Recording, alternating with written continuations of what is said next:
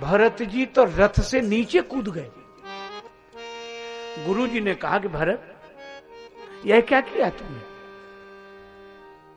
ठीक है वो प्रेमी है, लेकिन तुम अयोध्या के चक्रवर्ती सम्राट के कुमार, और इस समय वर्तमान में तो राजा के रूप में ही हो, और अयोध्या का इतना बड़ा राज्य, उसकी अपनी मर्यादा है, गरिमा है, और ये श्रृंगवेरपुर तो उस राज्य की छोटी सी सीमा है। उस राज्य के सीमा के अंतर्गत छोटा सा राज्य है श्रृंगवेरपुर, और इतना बड़ा सम्राट और एक छोटे से राजा के लिए रथ छोड़कर उतरे, तो यह अवध राज्य की मर्यादा के विरुद्ध है, अवमानना है। आहा, श्री भरत जी ने कहा कि गुरुदेव, अगर आपने यह कहा होता कि श्रृंगवेरपुर का राजा है तो मैं रथ से नीचे नहीं उतरता। फिर आपने तो कहा यह राम जी का सखा है, और भरत जी बोले यह राम जी का सखा है और मैं राम जी का सेवक हूं। सखा बराबरी का होता है, सेवक छोटा होता है। तो जो सखा है वह तो धरती पर पड़ा रहे, और जो राम जी का सेवक है वह रथ पर चढ़ा रहे। तो क्या यह भक्ति की मर्यादा के अनुरूप आचरण है? तो श्रृंगवेरपुर के राजा को देखकर अयोध्या का राजा नीचे नहीं उतरा। फिर ये तो राम जी के सखा को देखकर राम जी का सेवक नीचे उतर गया है। गुरुदेव प्रसन्न हो गए, भरत तुम जैसे तो तुम ही हो। भरत जी ने निखाद राज को हृदय से लगाया।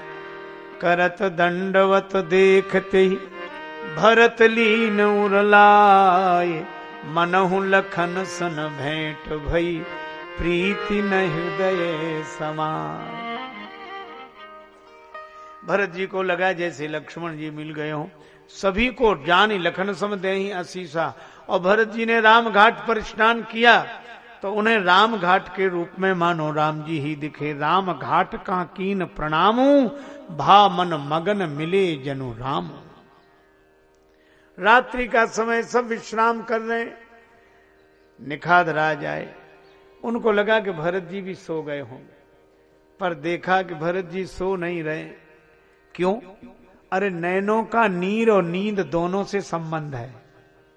नींद भी नैनों में और नीर भी नैनों में, पर एक साथ नहीं रहते। नैनों में नीर होगा तो नींद नहीं होगी, और नींद होगी तो नीर नहीं होगा। रोने और सोने का काम एक साथ नहीं हो सकता।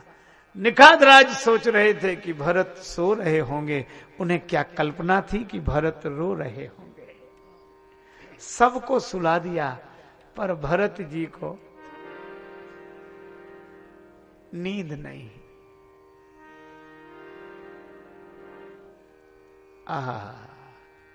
भूख न बासर नींद न लाती। निखाद राज ने कहा आपने विश्राम नहीं किया। भरत जी रोते हुए बोले विश्राम की जगह दिखा दो मित्र।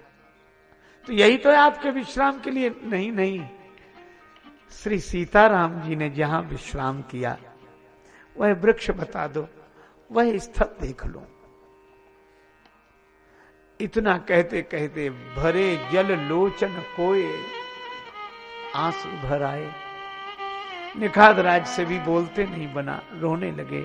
भरत जी का हाथ पकड़ा, चले सखा करसों कर जोरे।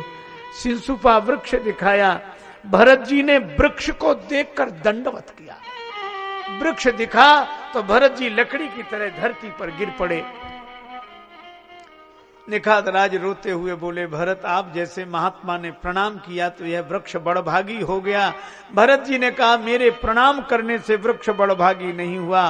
कहा फिर? कहा यह वृक्ष बड़भागी है इसलिए मैंने प्रणाम किया। अगर यह वृक्ष बड़भागी है तो अभागी कौन? भरत जी बोले यह तो माता कौशल्या ने फैसला कर ही दिया। बड़भागी बन अवध अभागी, जो रघुवंश तिलक तुम त्यागी।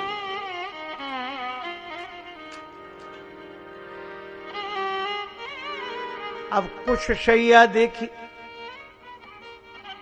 राम जी इस पर सोए। रोने लगे भरत। लेकिन जब दूसरी ओर देखा ऐसी कुछ शैया, ये यहां जानकी मैया। अब तो भरत को वो दृश्य याद आने लगे। जनकपुर से विदा होते समय जब जानकी जी को डोली में बिठाया तो महाराज जनक देखत ही सिय मूर्ति को निज अंग विसूरति खोवन लागे, मानो विराग की राख महीप द्रगंजलि बिंदु सुधोवन लागे, मंत्री सबे मन मौन धरे मिथिलेश की सूरत जोवन लागे, ज्ञान की तो मर्याद मिटी कहे जाने की रोवन लागे। महाराज जनक ने कहा था, आवने होए जबे ससुरारी लली सुकुमारी हूं को संग लीजो, कांकरी हूं जो सिया के कबों, कांकरी हूं जो सिया के कबों, पग में गड़े तो पतिया लिख दीजो। और महाराज दशरथ कह रहे थे, अयोध्या आने पर बधू लरकनी पर घर आई, राखेव नयन पलक की नाई, और कौशल्या माता ने नयन पुतरी कर प्रीति दृढ़ाई, और पलंग पीठ तजी गोद हिंडोरा, सियन दीन पग अवनि कठोरा। और उन सीता जी को वन में पृथ्वी पर सोना पड़ा, और वह भी कुछ सैया पर, और भरत जी को लगता है कि वह भी मेरे कारण, मेरे जैसा पापी और कौन होगा, और मेरा हृदय तो वज्र से भी अधिक कठोर है, बेहरत हृदय न हर हर पविते कठिन विषेक।